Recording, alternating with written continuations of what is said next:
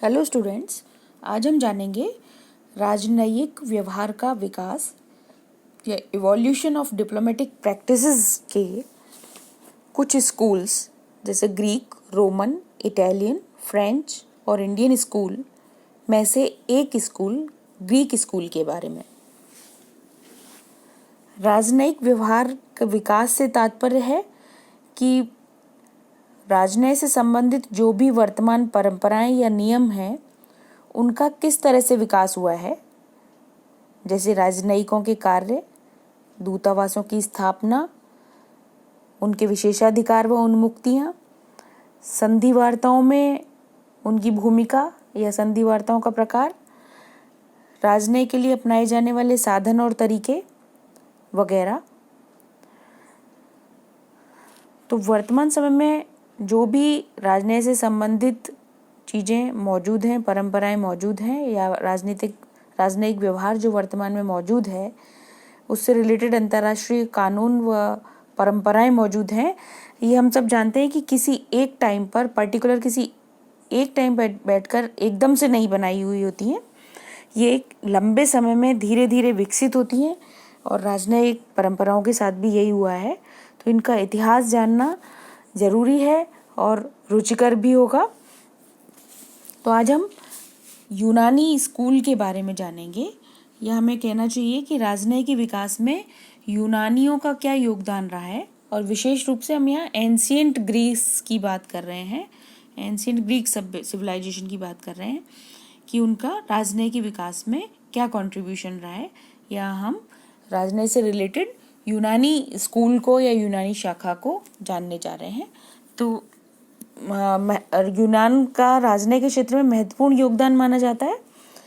Even उसके द्वारा दिए गए कई शब्दों का आज तक भी प्रयोग किया जाता है।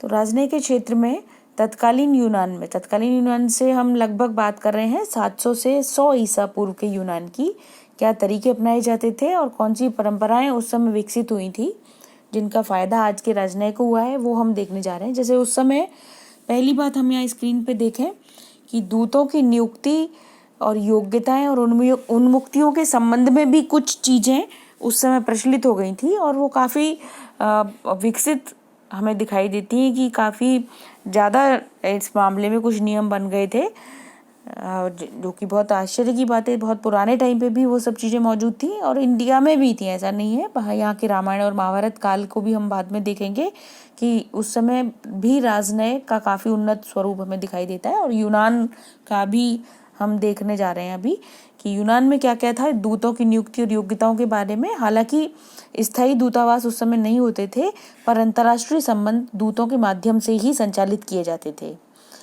यूनान में उस समय उनको हेरल्ड्स कहा जाता था, या अग्रदूत हम कह सकते हैं स्पेशली उसके लिए। और ये अपना संदेश मौखिक रूप से देते थे, इसलिए योग्यता विशेष रूप से इनकी रखी जाती थी। उस समय उन्हीं लोगों को भर्ती किया जाता था जो तीक्ष्ण बुद्धि के और ओजस्वी वक्ता हुआ करते थे। इनका मुख्य कार्य लंबे लंबे भाषण देना और दूसरे राजाओं को, वहाँ के नागरिकों को प्रभावित करना ज़्यादा हुआ करता था। उसको श्रेष्ठ स्मरण शक्ति और आकर्षक व्यक्तित्व का धनी होना आवश्यक था, ये उसकी योग्यताएं उस समय मानी जाती थी। यहाँ ये बात भी जानने योग्य है कि उस समय यूनान में नगर राज्य बहुत सारी संख्या में थे और इसकी वजह से अंतर्राष्ट्रीय समस्याएं उत्पन्न होती रहती थी और इसकी वजह से ही उन्नत राजनय की आवश्यकता उत्पन्न हुई। और इसीलिए राजनय का जो स्वरूप हमें उस समय दिखाई देता है वो इसी वजह से उन्नत हो पाए कि ढेर सारे नगर राज्य उस समय थे जिनमें आपस में बहुत सारे संघर्ष वगैरह हुआ करते थे। तो इस तरह राजनय का डेवलपमेंट उस समय ज़्यादा हो पाया। बल्कि कुछ नियमों को तो 432 ईसा पूर्व में ही स्पार्टा कांग्रेस हुई थी एक, उसमें लिपिबद्ध तक भी किया गया था। उस समय के यूनान में दूतों को लेकर ये भी परंपरा प्रचलित हो गई थी कि राजदूतों को यदि स्वीकार नहीं किया जाता था, अगर किसी देश ने दूसरे देश में राजदूतों को भेजा है नगर राज्य ने, तो उसको स्वीकार ना करने का तात्पर्य होता था प्रेषक राज्य को मान्यता ना देना और संबंधों को तोड़ देना। तो ये कुछ चीज़ें दूतों से रिलेटेड प्रचलित हो गई थी वहाँ पे। और उन्मुक्तियाँ भी अवध्यतः उस समय दूतों की तब भी प्रचलित हो गई थी कि उसको मारा नहीं जा सकता था। ये अभी भी राजदूतों को विशेष रूप से ये उन्मुक्ति या विशेषाधिकार दिया जाता है कि वो अवध्य होते हैं, और ये यूनान में भी उस समय मौजूद था। दूसरी बात, संधि वार्ताओं को लेकर के हम देखें तो वो मौखिक रूप में होती थी उस समय यूनान में, और वो सभी के अवलोकन के लिए, सभी को देखने के लिए जनसभाओं के समक्ष संपन्न होती थी। और दूतों का मूल कार्य संधियों का संपादन करना होता था, और वार्ताओं के परिणाम स्वरूप जो संधियां होती थी उनका शपथ वगैरह लेकर के दोनों पक्ष शपथ लेते थे, उनका अनुमोदन कराया जाता था देवताओं की शपथ के द्वारा। और इसको हस्ताक्षरकर्ता अपने देश की भाषा में लिखते थे, और इनको संगमरमर या किसी भी कांच से या किसी भी पत्थर पर उकेर करके, उत्कीर्ण करके मंदिरों में रखा जाता था। मतलब संधियों को बहुत इम्पोर्टेंस दे करके उनको निभाने की पूरी कोशिश होती थी, और उनको बहुत महत्व दिया जाता था। संधियों में एक बात हमने यहाँ स्क्रीन पे देख रहे हैं कि गुप्त संधियां नहीं हुआ करती थी, बल्कि संधियां खुले में हुआ करती थी, जनसभाओं के समक्ष हुआ करती थी।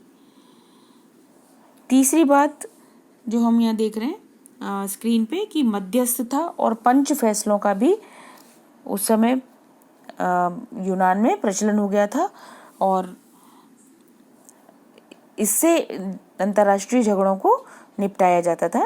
नगर राज्य के पारस्परिक विचारों को शांतिपूर्ण ढंग से निपटाने के लिए भी प्रयास मतलब उस समय भी शुरू हो गए थे। और ये एक बहुत महत्वपूर्ण बात है कि इतने उस समय के यूनान में भी मध्यस्थता और पंच निर्णय जैसी बात प्रचलित हो चुकी थी। हम यहाँ स्क्रीन पे अब अगली बात देखते हैं जो इनका योगदान माना जाता है कि बहुत बड़ा योगदान, कि वाणिज्य दूत तक भी उस समय नियुक्त किए जाने लगे थे, और ये यूनानियों की महत्वपूर्ण देन है। वाणिज्य दूतों की नियुक्ति, उनको प्रॉक्सिनोस कहा जाता था, और ये उसी नगर के नागरिक होते थे जहाँ वो कार्य करते थे। तो नगर के प्रतिष्ठित लोग भी इस पद को प्राप्त करने के लिए इच्छुक रहते थे, और यह पद प्राय वंशानुगत होता था, और जिस राज्य के द्वारा वह नियुक्त किया जाता था, वाणिज्य दूत उस राज्य के नागरिकों के हितों को बढ़ाने और उनको संरक्षण देने के कार्य किया करते थे। ये वाणिज्य दूत उस देश के जो नियोक्ता देश होता था उसके वहाँ से आए हुए व्यापारियों को सहायता देते थे, और जो भी कटुता उनको लेकर के उत्पन्न हो जाती थी उसको शांत करने की कोशिश किया करते थे। और भी राजनीति से संबंधित कई नियम उस समय प्रचलित हो गए थे, जैसे हम यहाँ स्क्रीन पे देख रहे हैं कि आश्रय से संबंधित नियम भी प्रचलित हो गया था, अभी भी दिया जाता है। अगर कोई संकट उत्पन्न हो जाता है मूल देश के नागरिकों के लिए, तो उसको दूतावासों में शरण दी जाती है। तो इस तरह की एक बात भी वहाँ प्रचलित हो गई थी कि राज्याश्रय या शरण देने का जो ट्रेंड था वो स्थापित हो गया था। हालांकि दूतावास क्योंकि स्थायी नहीं हुआ करते थे, तो ये दूतावास में शरण ना दिया जाकर किसी मंदिर या ऐसे ही कोई समाधि वगैरह जो भी स्थान होता था उसमें दिया जाता था। अंतर्राष्ट्रीय सम्मेलनों का प्रारंभ भी इसी काल की देन है, और ये एक इम्पॉर्टेंट बात है। अंतर्राष्ट्रीय सम्मेलन भी इस पुराने टाइम पे, इस प्राचीन समय में चालू हो चुके थे, और प्राय स्वतंत्र नगर राज्य अपनी समस्याओं के निपटारे के लिए सम्मेलन बुलाया करते थे, जिन्हें क्षेत्रीय परिषद भी कहा जाता था। इन परिषदों को मान सकते हैं हम कि अब वर्तमान समय के जो राष्ट्र संघ या संयुक्त राष्ट्र संघ स्थापित हुए हैं उनका पूर्वगामी कहा जा सकता है। इवन इन क्षेत्रीय परिषदों के स्थायी सचिवालय भी हुआ करते थे, कुछ नियम हुआ करते थे, और हस्ताक्षरकर्ता राज्य द्वारा अगर संधि समझौते का उल्लंघन कर दिया जाता था तो सदस्य राज्य उसे शत्रु मानते थे, और कभी कभी दंड देने के लिए उल्लंघनकर्ता राज्य पर आक्रमण भी कर देते थे। तो मतलब कुल मिलाकर के हम ये निष्कर्ष निकाल सकते हैं कि सामूहिक अंतर्राष्ट्रीय नियमों का निर्माण का प्रारंभ इसी काल से प्रारंभ हो गया था। तो कुल मिलाकर के हम कह सकते हैं निष्कर्षतः कि यूनानियों ने राजनयिक व्यवस्था को काफ़ी उन्नत बना दिया था, और उनके काफ़ी क्षेत्र ऐसे माने जा सकते हैं राजनयिक से परंपराओं से रिलेटेड में, जिन्हें वर्तमान समय में भी लगभग उसी रूप में अपनाया गया, या कम से कम वर्तमान परंपराओं में इन पुरानी प्राचीन यूनानी राजनयिक नियमों या परंपराओं ने जरूर से कोई ना कोई कंट्रीब्यूट किया है या योगदान दिया है। पर फिर भी बहुत सारे कंट्रीब्यूशन के बावजूद भी ये जो यूनानी राजनय था उस समय का, उसको आलोचित किया जाता है और फेल भी हो गया बाद में। तो निकलसन कहते हैं कि पूरी तरह से दोषमुक्त नहीं था उस समय का यूनानी राजनय, क्योंकि निकलसन का मानना है कि यूनानी लोग, स्पेशली जो दूत वगैरह नियुक्त किए जाते, ये स्वभाव से ईर्ष्यालु, अव्यवहारिक और बातूनी हुआ करते थे। और निकलसन कहते हैं कि यूनानी राजदूत प्रशिक्षण के अभाव में अच्छे राजनयज्ञ नहीं थे। तीसरी बात, निकलसन कहते हैं कि यूनानी व्यवस्थापिका और कार्यपालिका के बीच उत्तरदायित्वों का विभाजन नहीं था, तो इसलिए जटिल प्रजातांत्रिक राजनीतिक व्यवस्था ने राजनय को और भी ज़्यादा दोषयुक्त कर दिया था।